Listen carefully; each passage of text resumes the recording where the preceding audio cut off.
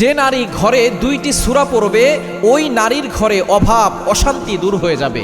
বর্তমানে অনেক মা বোন আমাদের কাছে ফোন দিয়ে বলেন, হুজুর আমার ঘরে অশান্তি, আমার ঘরে অভাব যাচ্ছে না, সবসময় অভাব লেগেই থাকে, আমার জামাই ইনকাম করে, সন্তানরা ইনকাম করে, তারপর অভাব দূর হয় না, অশান্তি যাচ্ছেই না, স্বামী স্ত্রীর ভিতরে ঝগড়া, স্বামী স্ত্রীকে দেখতে পারে না, স্ত্রী স্বামীকে দেখতে পারে না, সন্তানরা কথা শোনে না, যত ধরনের অশান্তি আছে, অভাব আছে, বিপদ আছে, কষ্ট আছে, সব কিছু দূর হয়ে যাবে যদি দুইটি সূরার আমল করা হয়।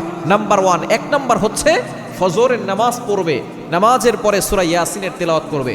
অনেকে ফজরের নামাজ পড়ে না, মনে রাখবেন, যেই ঘরের মানুষরা ফজরের নামাজ পড়ে না ওই ঘরের ভিতরে কখনো শান্তি থাকে না, ওই ঘরের ভিতর থেকে অভাব দূর হয় না, ওই ঘরের ভিতর থেকে রোগ দূর হয় না, ওই ঘরের ভিতর থেকে কখনো অশান্তি এগুলো দূর হয় না। এজন্য সবসময় চিন্তা করতে হবে, ফজরের নামাজ পড়তে হবে, নিজেও পড়বেন, পরিবারের সকলকে পড়তে বলবেন, এবং ফজরের নামাজের পরে সূরা ইয়াসিন। কারণ নবীজি সাল্লাল্লাহু আলাইহি সাল্লাম জানিয়ে দিয়েছেন যে ঘরের ভিতরে সূরা ইয়াসিনের তেলাওয়াত হয় ওই ঘরের ভিতরে কোনো অভাব থাকে না, ওই ঘরের ভিতরে কোনো কষ্ট থাকে না, কোনো দুশ্চিন্তা থাকে না, টেনশন থাকে না, দুশ্মনী করে ওই ঘরের কোনো ক্ষতি করতে পারে না। আল্লাহ পাক রব্বুল আলামিন নিজে ওই ঘরকে হেফাজত করেন।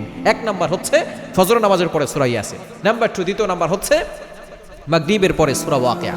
যেই ঘরের ভিতরে সূরা ওয়াকিয়ার তেলাওয়াত করা হয় ওই ঘরের ভিতরে কখনো অভাব থাকবে না। একটা কাঁচা মরিচের জন্য আপনাকে কারো কাছে যেতে হবে না। বাইহাকী শরীফের ভিতরে হাদিস এসেছে, আব্দুল্লাহ ইবনে মাসউদ রাদিয়াল্লাহু তাআলা তিনি যখন অসুস্থ হয়ে পড়লেন তখন ওসমান রাদিয়াল্লাহু তাআলা খলিফা, তিনি বললেন যে আপনি টেনশন করবেন না, আপনার মেয়ের ব্যবস্থা আমি বাইতুল ফান্ড থেকে করব। তখন আব্দুল্লাহ ইবনে মাসউদ রাদিয়াল্লাহু তাআলা বলছিলেন যে আপনার বাইতুল ফান্ড থেকে আমার মেয়েদের জন্য কোনো খাবার পাঠানোর দরকার নাই, আমি আমার মেয়েদেরকে কোরআন শিক্ষা দিয়েছি, তারা সূরা ওয়াকিয়া পারে। নবীজি বলেছেন যেই ঘরে সূরা ওয়াকিয়া পড়া হয় ওই ঘরের ভিতরে আল্লাহ তাআলা গায়বীভাবে রিজিকের ব্যবস্থা করেন। সুতরাং ফজরের পরে সূরা ইয়াসিন, মাগরিবের পরে সূরা ওয়াকিয়া পড়লে ঘরের ভিতর থেকে সকল অভাব অশান্তি দূর হবে ইনশাআল্লাহ।